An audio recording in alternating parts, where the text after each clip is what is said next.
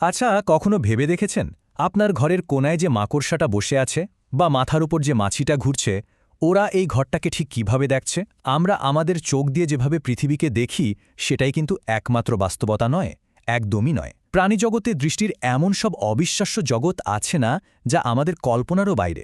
চলুন আজ আমরা সেই সব ভিন্ন জগতের গভীরে একটা ডুব দিই। তো চলুন একদম সহজ একটা প্রশ্ন দিয়েই শুরু করা যাক।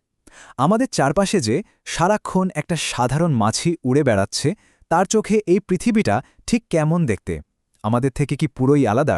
পার্থক্যটা দেখুন, কি সাংঘাতিক। একদিকে আমাদের crystal clear high resolution vision, আর অন্যদিকে মাছির কাছে পৃথিবীটা হলো হাজারো ছোট ছোট ছবির একটা মোজাইকের মতো।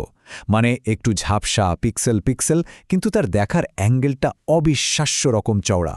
কিন্তু প্রশ্ন হলো, এই দুটো দেখার জগতের মধ্যে এত বড় একটা পার্থক্য কেন? এই রহস্যটা বুঝতে হলে আমাদের কয়েকটা জিনিস দেখতে হবে, যেমন কিভাবে একই সমস্যার অনেকগুলো সমাধান তৈরি হলো, ক্যামেরা আর কম্পাউন্ড চোখের মধ্যে পার্থক্যটা কি, দৃষ্টির বিবর্তন ঠিক কিভাবে ঘটল, এর ডাইভার্সিটি বা বৈচিত্র্য কতটা বিশাল, আর দৃষ্টি আসলে কি কাজ করে। সবশেষে আমরা পুরো বিষয়টা একসাথে মিলিয়ে দেখব। তো প্রথমেই যে আইডিয়াটা মাথায় রাখতে হবে সেটা হলো, চোখের এই যে এত রকম ভেদ, এটা কিন্তু কোনো র্যান্ডাম বা এলোমেলো ঘটনা নয়, বরং এটা হলো একটাই মৌলিক সমস্যার অনেকগুলো আলাদা আলাদা সমাধান। খুব সহজ করে বললে, দৃষ্টির মূল কাজ হল টিকে থাকতে সাহায্য করা। আর টিকে থাকার জন্য যার যার কৌশল আলাদা, তাই তাদের চোখও আলাদা।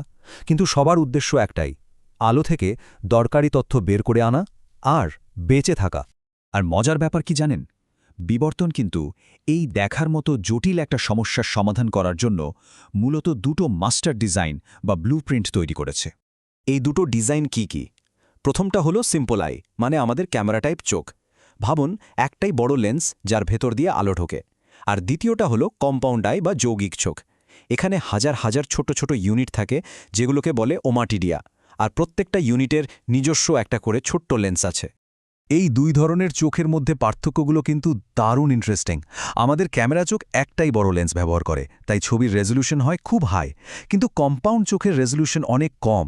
কেন? কারণ ওখানে প্রত্যেকটা পিক্সেলের জন্য আলাদা আলাদা লেন্স থাকে।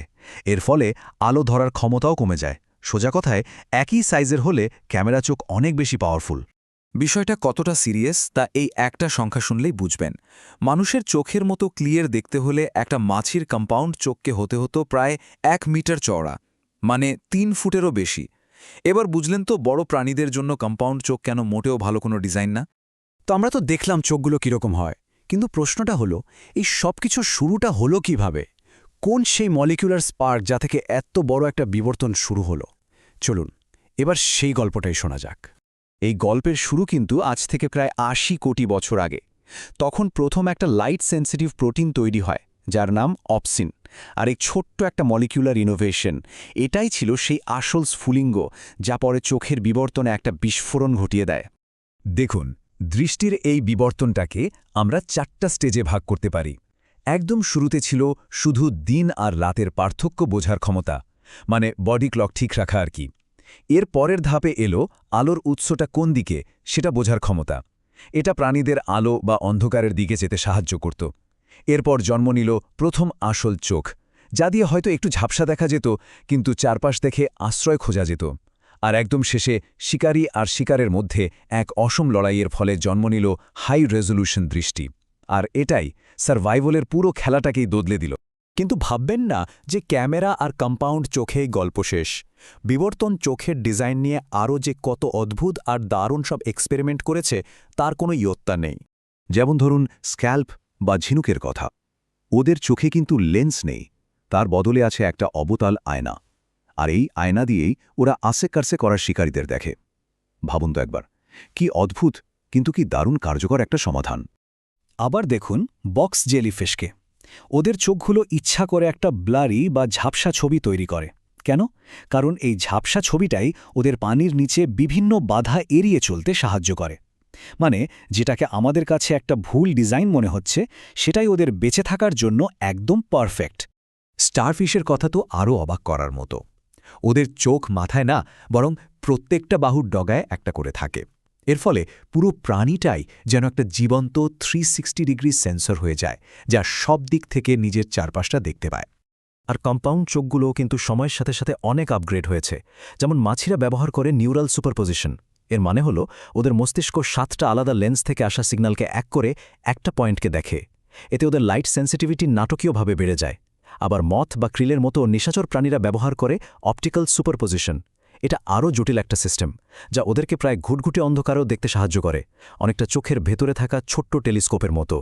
এতক্ষণ তো আমরা চোখের হার্ডওয়্যার নিয়ে কথা বললাম, মানে চোখের গঠনটা কেমন, কিন্তু আসল ম্যাজিকটা তো ঘটে সফটওয়্যারে, মানে মস্তিষ্ক এই দেখাটাকে কিভাবে প্রসেস করে আর ব্যবহার করে সেটার উপর। বিজ্ঞানীরা দৃষ্টির কাজকে মূলত 2 ভাগে ভাগ করেন।